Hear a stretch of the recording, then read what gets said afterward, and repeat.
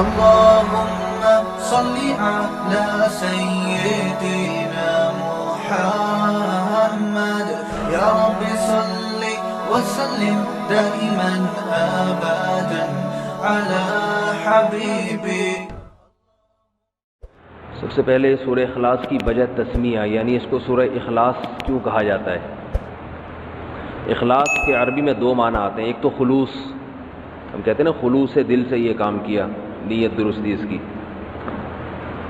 اور ایک ہوتا ہے خلاص، تمہارا کام کیا ہو گیا ہے، یعنی بلکہ اس کو اور زیادہ واضح اس کو خلاصی مل گئی ہے، جیل سے خلاصی مل گئی کہتے ہیں نا. تو بعض علماء کہتے ہیں اس کو اخلاص اس لیے کہا گیا ہے کہ اس میں خالص توحید کا تذکرہ ہے. سورہ اخلاص میں جیسے قل هو اللہ احد اللہ الصمد لم یلد ولم یولد، اللہ کی توحید بیان کی، اللہ جیسا کوئی بھی نہیں ہے. تو خالص توحید کی وجہ سے اسے کیا کہا گیا؟ اخلاص. اور بعض علماء کہتے ہیں کہ اس کو اس لیے اخلاص کہا جاتا ہے لأنها تخلص العبد عن الشرک او النار، یہ نجات دلاتی ہے انسان کو شرک سے. جیسے جیل سے خلاصی سے ہے نا، خلاصی والا معنی. اخلاص کا معنی نجات دلانے والی، شرک سے نجات دلاتی ہے. اور بعض نے کہا کہ نجات دلاتی ہے جہنم کی آگ سے، کیونکہ اس کے مفہوم پر آپ عمل کریں گے تو جہنم کی آگ سے حفاظت ہوگی. تو تین وجہ بیان ہو گئی. ایک تو یہ کہ اس میں خالص توحید ہے، اس لیے اسے سورہ اخلاص کہا جاتا ہے. دوسری وجہ یہ کہ یہ نجات دلاتی ہے، خلاصی دلاتی ہے شرک سے. تیسری وجہ یہ کہ یہ جہنم کی آگ سے نجات دلاتی ہے، اس لیے اس کو سورہ اخلاص کہا جاتا ہے. حدیث میں اس کے بہت فضائل وارد ہوئے ہیں. حضرت ابو سعید خدری رضی اللہ تعالیٰ عنہ سے روایت ہے. یہ سب چیزیں آپ کو لکھنے کی ضرورت نہیں ہے، یہ آپ کو ریٹن مل جائیں گی، ٹھیک ہے نا. جو میں بتا رہا ہوں سورہ اخلاص کے بارے میں، یہ سب تحریری شکل میں آپ کے پاس آپ کو ای میل کر دیا جائے گا. حضرت ابو سعید خدری رضی اللہ تعالیٰ عنہ سے روایت ہے کہ رسول اللہ صلی اللہ علیہ وسلم نے صحابہ کرام سے فرمایا کہ کیا تم میں سے کوئی شخص اس کی طاقت نہیں رکھتا کہ رات کو 1 تہائی قرآن کی تلاوت کر کے سو جائے؟ صحابہ نے فرمایا اوا نطیق ذلک، کیا ہم اس کی طاقت رکھتے ہیں؟ کہ یہ تو ممکن نہیں ہے، بہت مشکل ہے. تو آپ نے فرمایا کیا تم سورہ اخلاص نہیں پڑھ کے سو سکتے؟ اس لیے کہ فإنھا تعدل ثلث القرآن، یہ 1 تہائی قرآن کے برابر ہے. ایک اور حدیث میں حضرت ابو ہریرہ رضی اللہ تعالی عنہ سے مروی ہے کہ ایک مرتبہ رسول اللہ صلی اللہ علیہ وسلم نے صحابہ کرام سے فرمایا تم سب جمع ہو جاؤ، میں 1 تہائی قرآن کی تم پہ تلاوت کروں گا. صحابہ کرام جمع ہو گئے بہت سارے. نبی صلی اللہ علیہ وسلم تشریف لائے اور قل هو اللہ احد پڑھ کے چلے گئے. ایک صحابی نے عرض کیا، آپس میں بات چیت کی کہ بھائی اللہ کے نبی نے تو ہم سے کیا فرمایا تھا؟ 1 تہائی قرآن. اور میں یہ سمجھتا ہوں کہ یہ اللہ نے آسمان سے کوئی خبر دی تھی کہ نبی 1 تہائی قرآن پڑھیں گے. نبی نے اپنی طرف سے یہ کام نہیں کیا ہوگا، لیکن ہم پر تو 1 تہائی قرآن نہیں پڑھا. تو آپ صلی اللہ علیہ وسلم تشریف لائے اور فرمایا کہ سورہ اخلاص جو میں نے پڑھی ہے یہ 1 تہائی قرآن ہے. اتنی بڑی فضیلت ہے اس کی. اب علماء نے اس کے مطلب بیان کیے کہ 1 تہائی قرآن ہونے کا مطلب کیا ہے. دیکھنے میں تو 1 تہائی قرآن نہیں ہے نا، لیکن 1 تہائی قرآن کا مطلب کیا ہے؟ تو اس کے 2 مطلب بیان کیے گئے ہیں. اس لیے علماء کہتے ہیں جس نے 3 مرتبہ قل هو اللہ احد پڑھ لی اسے 1 قرآن کی تلاوت کا ثواب ملتا ہے. سمجھ رہے ہیں؟ جس شخص نے 3 مرتبہ قل هو اللہ احد پڑھی اسے 1 قرآن کی تلاوت کا ثواب. اب اس پر اشکال ہوتا ہے کہ 3 مرتبہ قل هو اللہ پڑھ کے جب 1 قرآن کی تلاوت کا ثواب مل رہا ہے تو الحمد سے لے کے والناس تک قرآن مجید پڑھنے کا فائدہ پھر کیا ہے؟ سوال ہی سمجھ میں نہیں آ رہا، جواب کہاں سے سمجھ میں آئے گا؟ جس قوم کی سمجھ میں سوال ہی نہیں آئے اس قوم کی سمجھ میں آ گیا سوال؟ آپ کی نہیں آیا؟ بھائی جب 3 دفعہ قل هو اللہ پڑھنے سے 1 قرآن کا، کیونکہ 1/3 ہے نا، 1 تہائی ہے، تو 3 دفعہ پڑھ لیں گے تو 1 قرآن ہو جائے گی. تو پھر الحمد سے لے کے والناس تک پڑھنے کی کیا ضرورت؟ شکر ہے سمجھ میں آ گیا. اچھا آواز کی وجہ سے نہیں آیا تھا. تو اس کی بہت ساری وجوہات یعنی جواب دیے گئے، لیکن اس کا سب سے بہترین جواب وہ ہے جو علامہ ابن تیمیہ رحمہ اللہ تعالی نے دیا ہے۔ وہ جواب یہ ہے کہ ہر چیز کا اللہ نے اپنے علم میں ایک ثواب رکھا ہے، وہ قیامت کے دن ملے گا، اس کی کوئی مخصوص وزن ہوگا، کوانٹٹی ہوگی، اس کی مقدار ہوگی، یہ تو اس شے کا ثواب ہے۔ تو اللہ نے اپنے علم میں پورے قرآن کی تلاوت کا بھی ایک ثواب رکھا ہوا ہے، وہ 3 دفعہ قل هو اللہ پڑھنے سے بھی حاصل ہو جاتا ہے، جو اللہ نے پورے قرآن کی تلاوت کا ایک مخصوص ثواب رکھا ہے۔ لیکن جب آپ پورے قرآن کی تلاوت شروع کرتے ہیں الحمد سے، تو ہمیں پورے قرآن کی تلاوت کے ساتھ ساتھ کچھ اضافی ثواب بھی مل رہے ہوتے ہیں۔ مثال کے طور پر جب ہم قرآن کی تلاوت کریں گے، اس میں سورہ فاتحہ بھی آئے گی، اس کے کچھ اضافی فضائل ہیں اس سورت کی تلاوت۔ سورہ بقرہ بھی آئے گی، سورہ بقرہ کے کچھ الگ سے اضافی فضائل ہیں جو اس کی تلاوت کے بارے میں وارد ہوئے۔ سورہ آل عمران بھی آئے گی، اس کے الگ فضائل ہیں۔ پھر قرآن مجید کی جو جنت اور جہنم کی آیتیں آئیں گی آپ کے سامنے، اس سے جو انسان کا دل بنتا ہے، جو واقعات آتے ہیں، اس سے جو انسان کو عبرت حاصل ہوتی ہے، یا قرآن کی تلاوت سے اللہ کی جو محبت پیدا ہوتی ہے، یہ ساری اضافی چیزیں ہیں جو پورے قرآن کی تلاوت پہ آپ کو ملیں گی۔ تو سورہ اخلاص 3 دفعہ پڑھنے سے وہ جو اللہ کے علم میں 1 دفعہ قرآن کی تلاوت کا جو اصل ثواب ہے وہ مل جائے گا، لیکن جو اضافی ہیں، فاتحہ کے اضافی فضائل، سورہ بقرہ کے اضافی فضائل، پھر قرآن پڑھنے سے جو اللہ کی محبت اور قرب اضافی، یہ پورا قرآن پڑھے بغیر نہیں حاصل ہو۔ سمجھ گئے بات کو؟ یہ سب سے بہترین جواب ہے۔ اور بعض علماء نے یہ بیان کیا کہ یہ بھی ایک معقول جواب، اچھا جواب سمجھا گیا ہے کہ قرآن مجید میں بنیادی طور پر 3 مضامین بیان کیے گئے ہیں۔ ایک تو عقیدہ توحید کو بیان کیا گیا ہے، شرک کی نفی۔ دوسرا قرآن نے بیان کیا ہے احکام، یہ کرو، یہ نہ کرو، یہ حلال ہے، یہ حرام ہے، نماز پڑھو، روزے رکھو، زکوٰۃ دو، زنا مت کرو، وغیرہ وغیرہ۔ یہ ایک قسم کا مضمون ہے۔ اور تیسرا مضمون ہے روز جزا، آخرت قائم ہوگی تمہیں۔ یہ پورے قرآن کا گویا کہ بیسک بنیادی 3 مضامین ہیں۔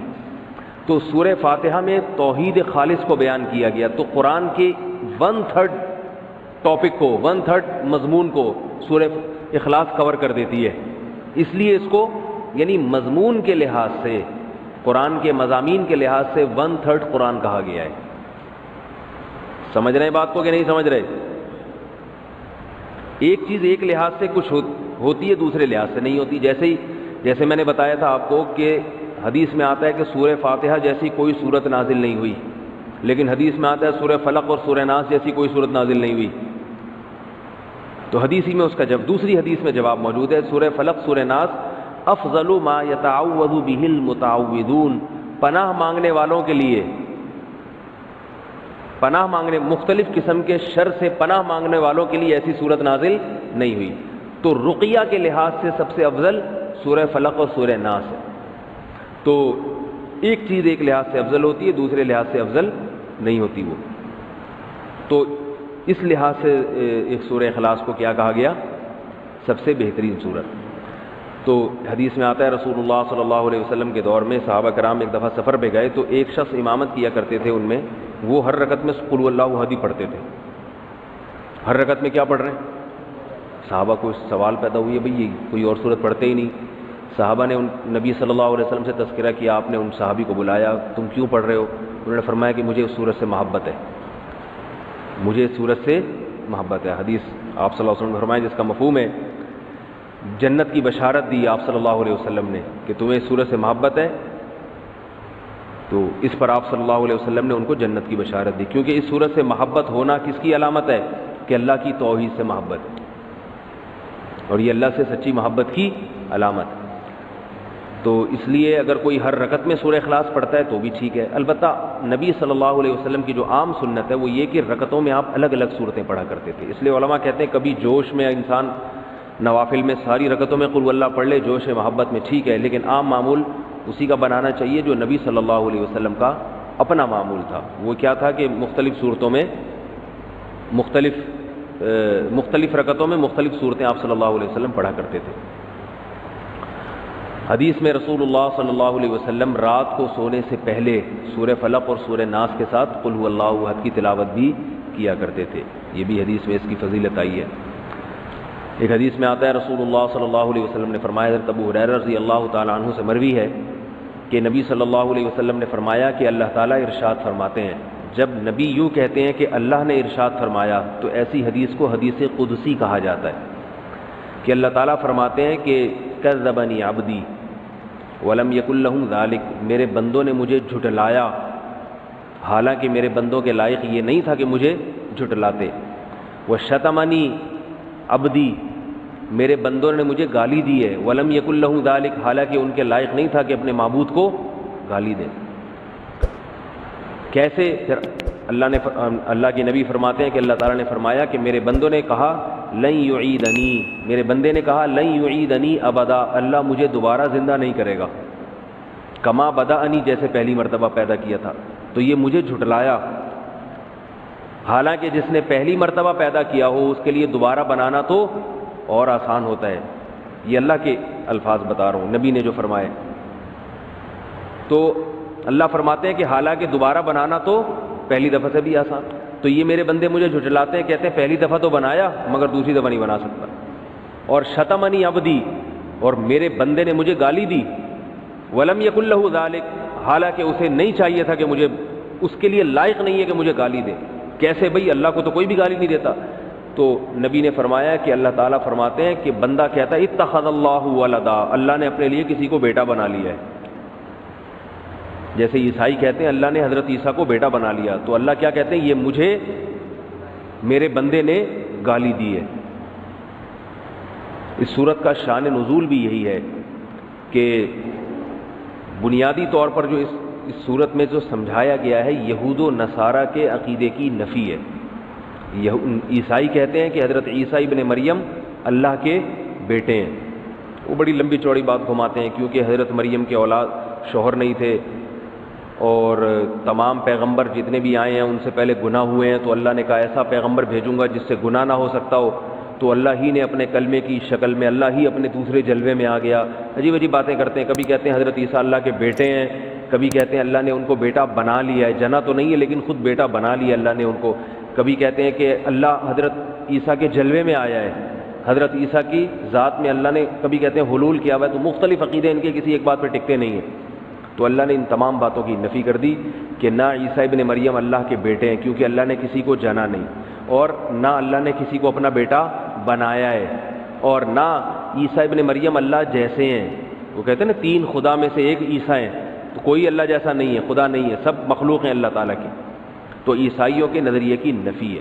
اس صورت کا شان نزول یہ ہے کہ ایک مرتبہ یہود و نصارہ کا ایک وفد رسول اللہ صلی اللہ علیہ وسلم کے پاس، یہود کا ایک وفد آیا اور رسول اللہ صلی اللہ علیہ وسلم سے کہنے لگا صف لنا ربک، کہ آپ ہم سے ہمارے رب کی اوصاف بیان کریں.